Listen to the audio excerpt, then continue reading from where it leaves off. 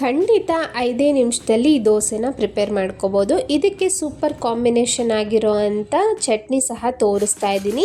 ಮೇಲೆ ಎಲ್ಲ ಗರಿಗರಿಯಾಗಿ ಒಳಗಡೆ ಸಾಫ್ಟಾಗಿ ಹೋಟೆಲ್ಗಿಂತ ಸೂಪರ್ ಟೇಸ್ಟಿಯಾಗಿ ಕ್ರಿಸ್ಪಿಯಾಗಿ ತುಂಬಾ ಚೆನ್ನಾಗಿರುತ್ತೆ. ನಾನು ಮೊದಲೇ ಹೇಳ್ದಾಗೆ 5 ನಿಮಿಷದಲ್ಲಿ ಈ ದೋಸೆ ಬ್ಯಾಟರ್ನ ಪ್ರಿಪೇರ್ ಮಾಡಿ ದೋಸೆ ಸಹ ಮಾಡ್ಕೊಬಿಡ್ಬೋದು. ಹೇಗೆ ಮಾಡೋದು ಅಂತ ಕಂಪ್ಲೀಟ್ ವಿಡಿಯೋನ ನೋಡಿ. ಯಾರೆಲ್ಲ ಸವಿ ಕಿಚನ್ ಕನ್ನಡಗೆ ಸಬ್ಸ್ಕ್ರೈಬ್ ಆಗಿಲ್ಲ ಪ್ಲೀಸ್ ಸಬ್ಸ್ಕ್ರೈಬ್ ಮಾಡಿ. ಈ ಇನ್ಸ್ಟೆಂಟ್ ದೋಸೆ ಹಾಗೂ ಚಟ್ನಿನ ಹೇಗೆ ಮಾಡೋದು ಅಂತ ನೋಡೋಣ.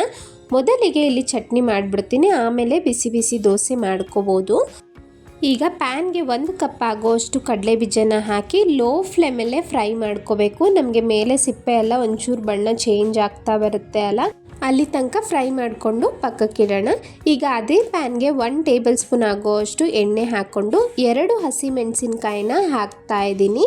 ಹಸಿಮೆಣಸಿನ್ಕಾಯಿ ಒಂಚೂರು ವೈಟ್ ಆಗೋ ತನಕ ಫ್ರೈ ಮಾಡ್ಕೊಳ್ಳೋಣ.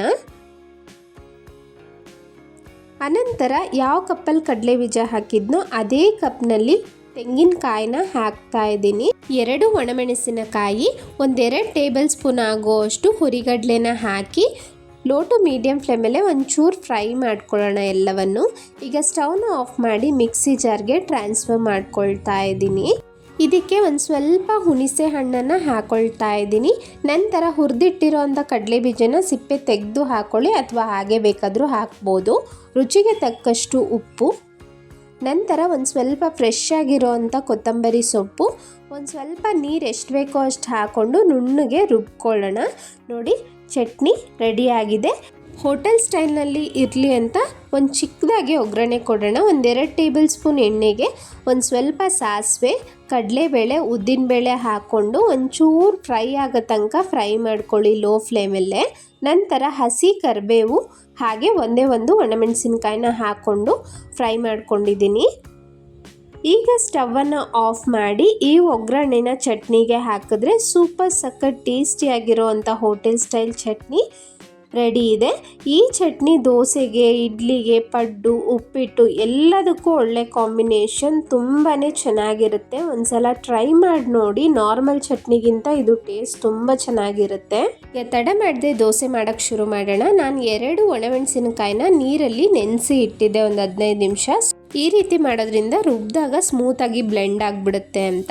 ಈಗ ಅಳತೆ ಪ್ರಕಾರ ತಗೊಳ್ಳೋಣ. 1 ಕಪ್ ಆಗೋಷ್ಟು ಅಕ್ಕಿ ಹಿಟ್ಟು, ಅದೇ ಕಪ್ಪಲ್ಲಿ ಅರ್ಧ ಕಪ್ ಆಗೋಷ್ಟು ಕಡಲೆ ಹಿಟ್ಟನ್ನು ಹಾಕ್ಕೊಂಡಿದ್ದೀನಿ. ಆ ಕ್ಲಿಪ್ ಮಿಸ್ ಆಗಿಬಿಟ್ಟಿದೆ.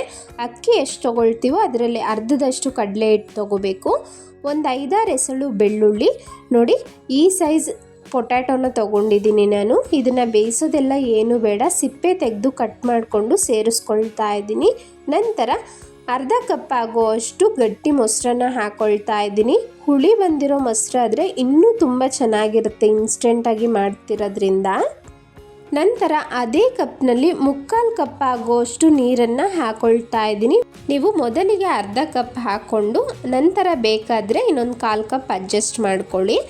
ಆ ರೀತಿ ಮಾಡಿದಾಗ ಪರ್ಫೆಕ್ಟಾಗಿ ಬರುತ್ತೆ. ನನಗಂತೂ ಒಂದು ಸ್ವಲ್ಪನೂ ನೀರು ಹೆಚ್ಚು ಕಡಿಮೆ ಆಗಲಿಲ್ಲ, ಪರ್ಫೆಕ್ಟ್ ಕನ್ಸಿಸ್ಟೆನ್ಸಿ ಬಂದಿದೆ, ನೀವು ನೋಡ್ಬೋದು. ರುಚಿಗೆ ತಕ್ಕಷ್ಟು ಉಪ್ಪನ್ನು ಹಾಕ್ತಾ ಇದ್ದೀನಿ. ನಂತರ ಬೇಕಿಂಗ್ ಸೋಡಾ, ಅಡುಗೆ ಸೋಡಾ ನಾರ್ಮಲ್ ದೋಸೆಗೆಲ್ಲ ಹಾಕ್ತೀವಲ್ಲ ಅದನ್ನೇ ಹಾಕಿ ಮಿಕ್ಸ್ ಮಾಡ್ಕೊಳ್ತಾ ಇದ್ದೀನಿ. ಇದನ್ನು 10 ನಿಮಿಷ ಬಿಡಬೇಕು. ಆ ರೀತಿ ಏನೂ ಇಲ್ಲ, ಇನ್ಸ್ಟೆಂಟಾಗಿ ಹೆಂಚನ್ನ ಕಾಯೋದಕ್ಕೆ ಇಟ್ಟಿದ್ದೆ. ಒಂದು ಸ್ವಲ್ಪ ನೀರನ್ನ ಹಾಕಿ ಈ ರೀತಿ ಕ್ಲೀನ್ ಮಾಡಿಕೊಂಡು ನೋಡಿ ದೋಸೆ ಎಷ್ಟು ತೆಳ್ಳಗೆ ಬೇಕೋ ಅಷ್ಟು ತೆಳ್ಳಗೆ ಹಾಕ್ಕೊಳ್ತಾ ಇದ್ದೀನಿ. ಒಂದ್ಸಲ ಟ್ರೈ ಮಾಡೋವರೆಗೂ ಖಂಡಿತ ಇಷ್ಟು ಪರ್ಫೆಕ್ಟಾಗಿ ಬರುತ್ತಾ ಅಂತ ಯಾರೂ ನಂಬೋದಿಲ್ಲ. ಆದರೆ ಟ್ರೈ ಮಾಡಿ ನೋಡಿ. ಒಂದು ಸ್ವಲ್ಪ ತುಪ್ಪ ಅಥವಾ ಎಣ್ಣೆ ಯಾವ್ದು ಬೇಕೋ ಅದನ್ನು ಹಾಕಿ ಚೆನ್ನಾಗಿ ರೋಸ್ಟ್ ಆಗೋ ತನಕ ಮೀಡಿಯಂ ಫ್ಲೇಮಲ್ಲೇ ಸುತ್ತಲೂ ಬೇಯಿಸ್ಕೊಳ್ಳಿ. ನೋಡಿ ಚೆನ್ನಾಗಿ ಬೆಂದಾದ್ಮೇಲೆ ನಿಮಗೆ ಯಾವ ಶೇಪಲ್ಲಿ ಬೇಕೋ ಆ ರೀತಿ ರೋಲ್ ಮಾಡಿಕೊಂಡ್ರೆ ದೋಸೆ ರೆಡಿ ಇದೆ. ಒಳಗಡೆ ಎಲ್ಲ ಸಾಫ್ಟಾಗಿ ಮೇಲೆ ಗರಿಗರಿಯಾಗಿ ತುಂಬ ಚೆನ್ನಾಗಿದೆ. ನಾನು ಇನ್ನೊಂದು ದೋಸೆ ಹಾಕಿ ತೋರಿಸ್ತಾ ಇದ್ದೀನಿ. ನೆಕ್ಸ್ಟ್ ದೋಸೆ ಹಾಕೋದಕ್ಕಿಂತ ಮುಂಚೆ ಹೆಂಚನ್ನ ಚೆನ್ನಾಗಿ ಕಾಯಿಸ್ಕೊಂಡು ನಾವು ದೋಸೆ ಹಾಕಬೇಕಾದ್ರೆ ಸ್ಟವ್ನ ಲೋ ಫ್ಲೇಮಲ್ಲಿ ಇಟ್ಕೋಬೇಕು. ಆಗ ನಾವು ದೋಸೆನ ಎಷ್ಟು ಬೇಕೋ ಅಷ್ಟು ಸ್ಪ್ರೆಡ್ ಮಾಡ್ಕೊಳ್ಬೋದು, ಅಂಟೋದಿಲ್ಲ. ನೀವು ಹೈ ಫ್ಲೇಮ್ ಇಟ್ಬಿಟ್ರೆ ನಮಗೆ ಈ ರೀತಿ ಸ್ಪ್ರೆಡ್ ಮಾಡೋದಕ್ಕೆ ಆಗೋದಿಲ್ಲ. ಸ್ವಲ್ಪ ಎಣ್ಣೆ ಹಾಕಿ ಚೆನ್ನಾಗಿ ರೋಸ್ಟ್ ಆದಮೇಲೆ ಈ ದೋಸೆನೂ ತೆಗೆದಿಡ್ತಾ ಇದ್ದೀನಿ. ನಾನು ತೋರಿಸಿದ ಅಳತೆಯಲ್ಲಿ ಆರಾಮಾಗಿ 10ರಿಂದ 12 ದೋಸೆ ಆಗುತ್ತೆ. 3-4 ಜನ ಆರಾಮಾಗಿ ತಿನ್ಬೋದು. ಎಷ್ಟು ತಿಂತಾ ಇದ್ರೂ ಇನ್ನೂ ತಿಂತಾನೇ ಇರಬೇಕು ಅನಿಸುತ್ತೆ, ಅಷ್ಟು ಚೆನ್ನಾಗಿರುತ್ತೆ. ಈ ದೋಸೆ ಆ್ಯಂಡ್ ಚಟ್ನಿ ಒಳ್ಳೆ ಕಾಂಬಿನೇಷನ್. ನೋಡಿ ಎಷ್ಟು ಗರ್ಗರಿಯಾಗಿದೆ ಅಂತ. ನಾವು ಅಕ್ಕಿ ನೆನೆಸಿ ರುಬ್ಬಿ ಮಾಡೋದಕ್ಕಿಂತ ಈ ರೀತಿ ಮಾಡಿ ನೋಡಿ, ಖಂಡಿತ ಈ ರೆಸಿಪಿ ಎಲ್ರಿಗೂ ಇಷ್ಟ ಆಗುತ್ತೆ. ಇದೇ ಸ್ಟೈಲ್ ದೋಸೆನ ನಾವು ಮಸಾಲೆ ದೋಸೆಯಾಗೂ ಕನ್ವರ್ಟ್ ಮಾಡ್ಕೋಬೋದು. ಸ್ವಲ್ಪ ರೆಡ್ ಚಟ್ನಿ ಹಾಗೂ ಪಲ್ಯ ಎಲ್ಲ ಹಾಕಿ.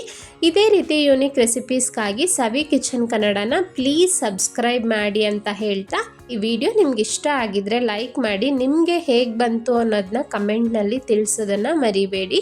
Thank you so much.